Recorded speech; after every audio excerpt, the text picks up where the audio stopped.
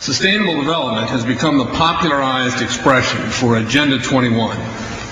Agenda 21 is the 1992 United Nations Rio Declaration on the Environment and Development. It is the agenda for the 21st century you're living in today. For a brave new world where everything that you cherished and held true will no longer exist.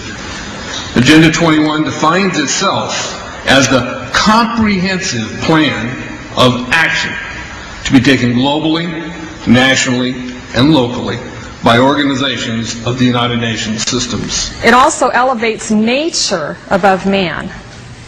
And it contains something called the precautionary principle, where basically you're guilty until you're proven innocent.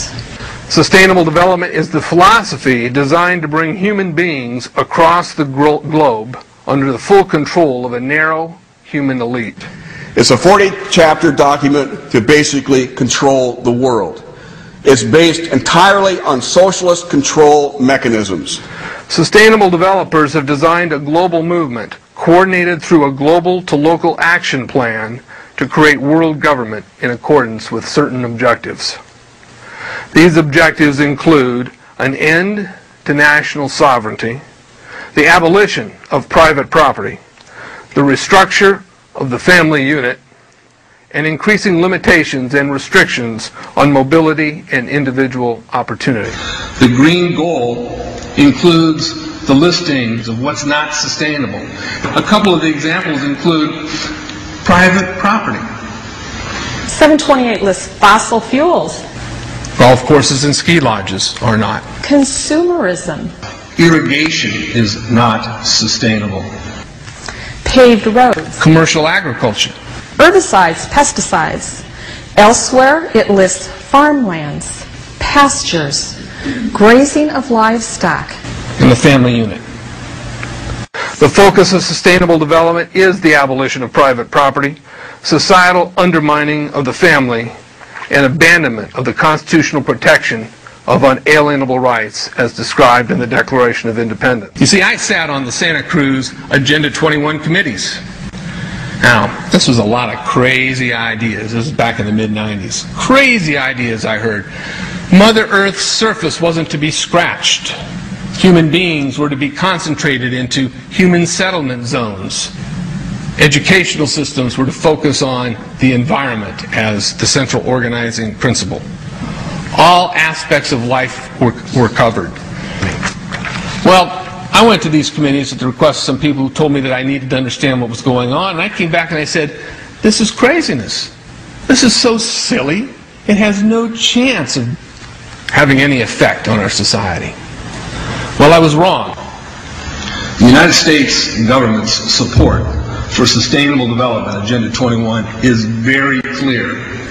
In 1992, while the Rio Conference was going on, George Bush, then president, was there where he executed the Agenda 21 protocols on behalf of the United States and brought it back to Washington, D.C. Within a year, Bill Clinton, by executive order, no congressional review, established the President's Council for Sustainable Development.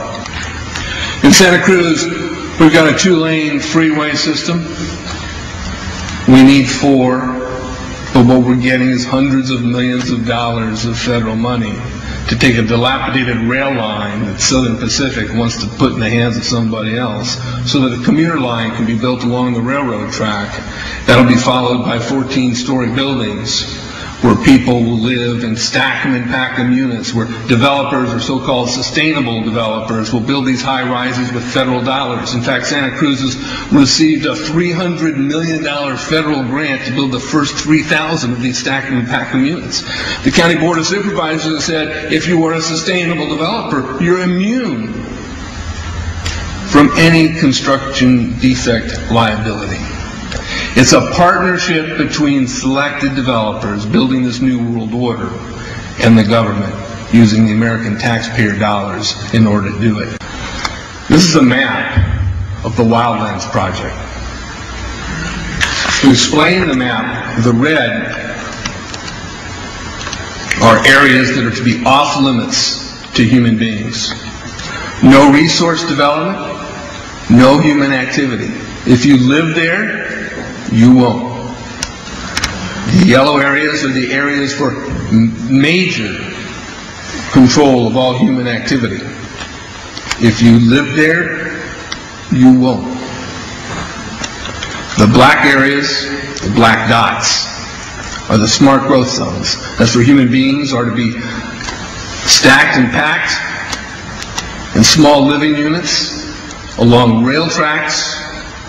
The Smart Growth Program ultimately has jobs assigned and children cared for by the state.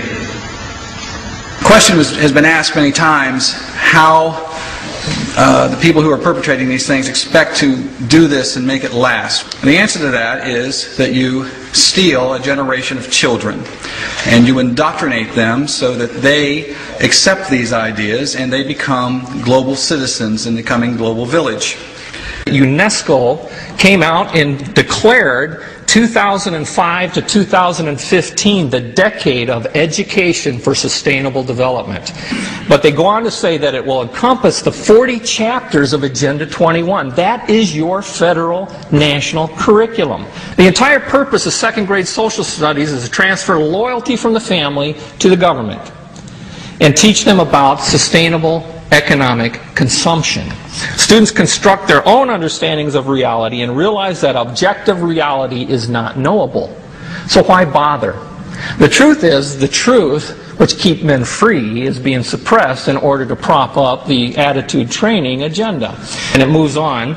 This is our new math called connected mathematics. Standard 3 tells us that students learn that mathematics is man-made, that it is arbitrary, and good solutions are arrived at by consensus. Most of us assume 2 plus 2 is always going to equal 4. You're wrong. We might reach a new consensus. How well does it work? Well, they tell you in the teacher's guide in the back, it tells us that because the curriculum doesn't emphasize arithmetic computations done by hand, some students may not do as well on tests assessing computational skills.